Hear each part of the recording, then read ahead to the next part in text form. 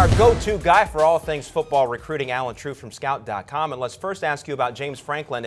If you count Saturday, he's officially been on the job about 5 days. So what impact is he already making at Penn State?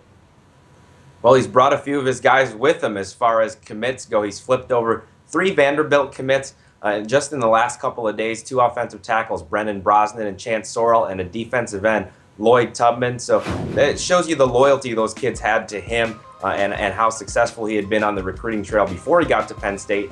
Word is he is filling out his staff. I think a few announcements are going to be made very soon here, and that's only going to help the recruiting because he's been doing it by himself these first couple days. So speaking of Penn State, Allen, the one last holdover from Joe Paterno's staff has left. Larry Johnson has moved on to Ohio State to join Urban Meyer. What impact will he make in the Buckeyes' recruiting efforts? I think he's going to make a tremendous impact. First of all, he's a great coach. Penn State has a long history of sending defensive linemen, particularly defensive ends, into the NFL. If you look at the past history of guys that he's had, it's a who's who of names. So that's going to help right away. Recruits are already reacting favorably to it.